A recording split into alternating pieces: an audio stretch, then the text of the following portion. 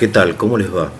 Quería aprovechar para responder una pregunta de Patricia que me envió amablemente a mi correo electrónico, y los invito también a enviarme preguntas o comentarios o críticas también. Con mucho gusto intentaré responder a mi correo eugenio.mazzeo@gmail.com. El tema que trata Patricia es, en términos generales, la relación del cristiano con la naturaleza. Vamos entonces a ello aquí en el Tesoro de la Isla.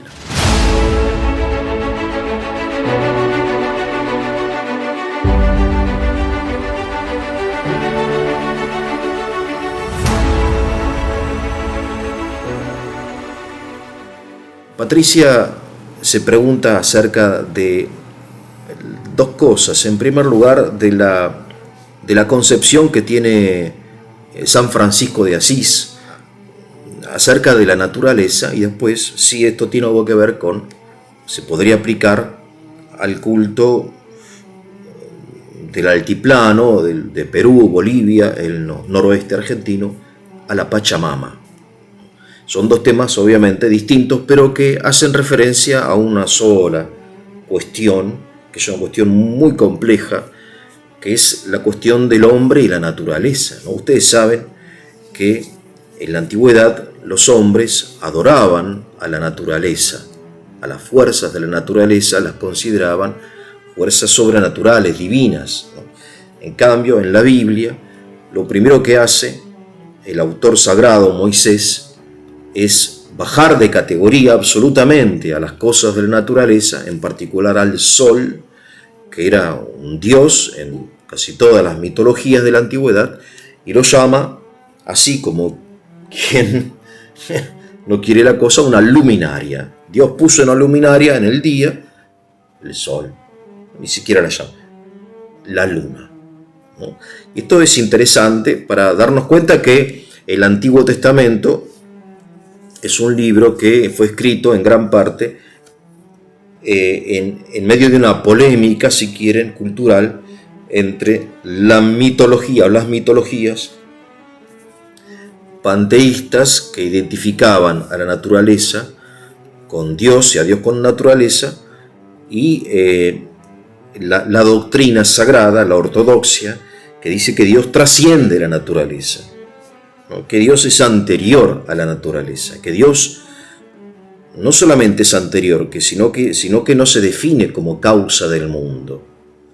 ¿No? Podría no haber causado el mundo y sería Dios. Dios no necesita para ser Dios del universo, sino que como el bien es difusivo de sí mismo, Dios crea por sobreabundancia de su propio amor.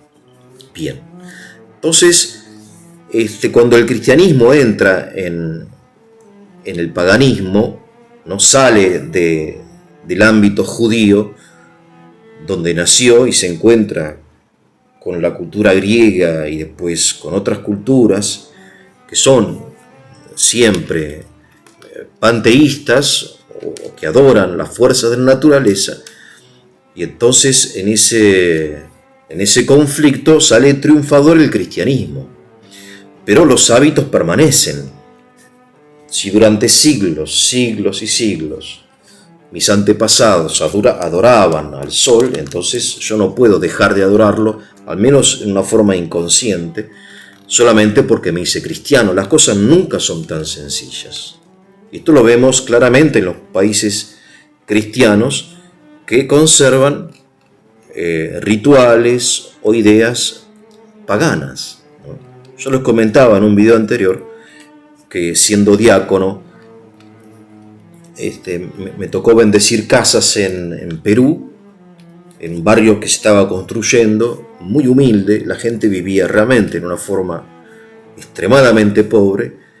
Entonces yo iba a bendecir las casas, pero la gente me decía, bueno, pero aquí está no sé qué, el feto de no sé de qué animal, porque la Pachamama es una diosa hambrienta, entonces para que nos bendiga también hay que alimentarla, ¿no?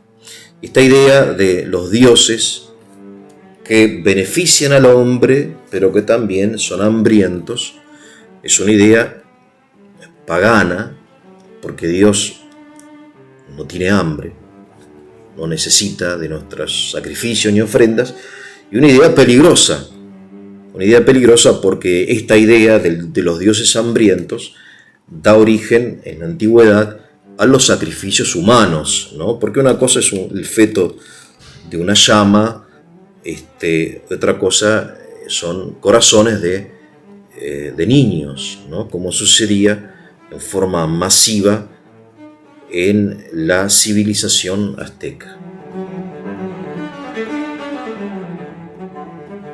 Y bien, en el año 1224, San Francisco de Asís escribe su famoso Cántico de las Criaturas, donde él inaugura o inicia un nuevo tipo de relación con la naturaleza, 1000 años después, o muchos siglos después, ya que los pueblos se fueron haciendo cristianos no en forma inmediata, sino que hay pueblos que se bautizaron en el siglo IV, otro en el siglo VIII, otro en el siglo X, etc.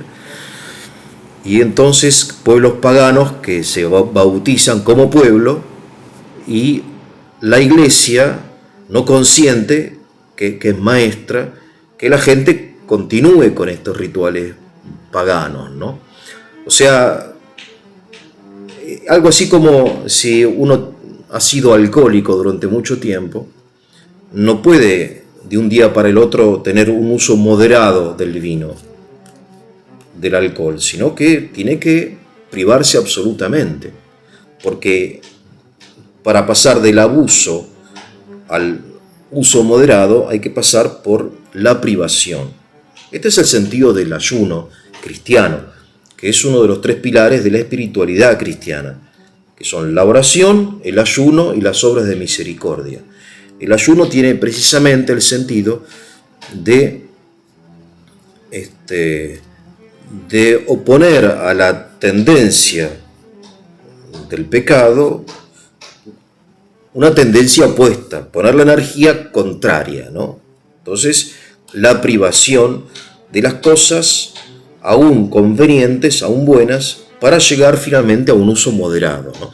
Entonces los paganos no tenían un uso moderado de la naturaleza porque ellos la consideraban divina, ¿no? Las cosas están llenas de dioses, hay dioses por todos lados, ¿no?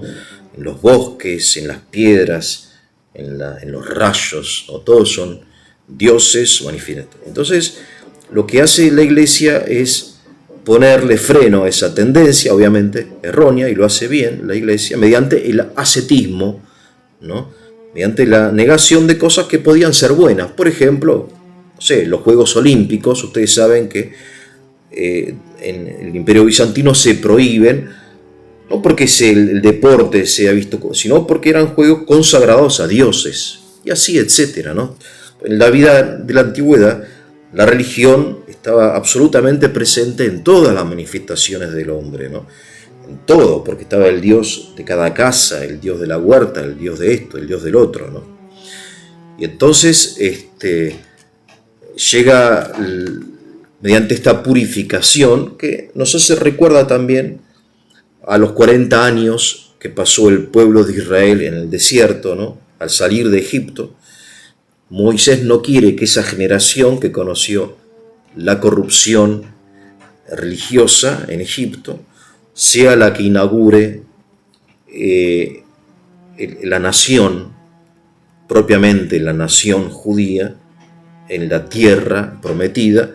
Y entonces esos 40 años sirven para purificar al pueblo de Israel. Bueno, de alguna manera los primeros siglos de la Edad Media, dice Chesterton, sirven para eso, para purificar al hombre.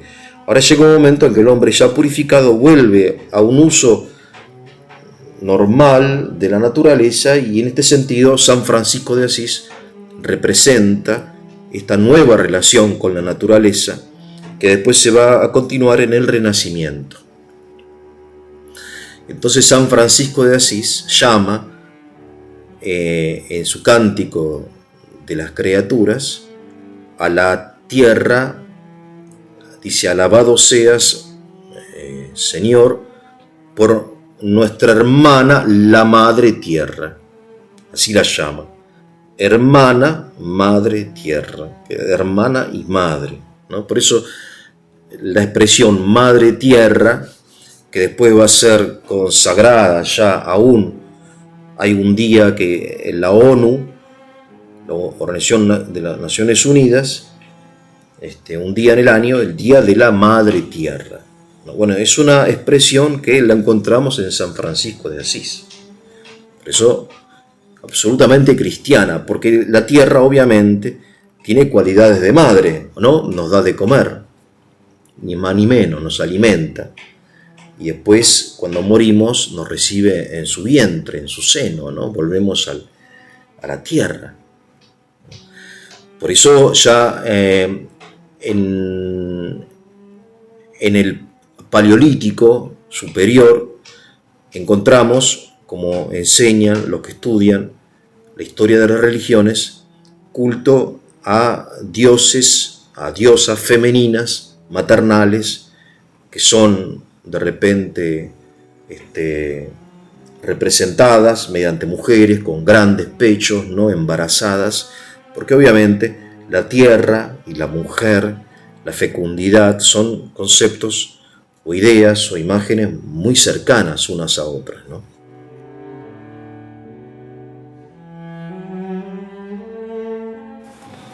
Bien, acá tengo el texto original de San Francesco. Dice así: Laudato si mi Signore per sola nostra madre terra, la quale ne sustenta e governa e produce diversi frutti con coloriti fiori ed erba.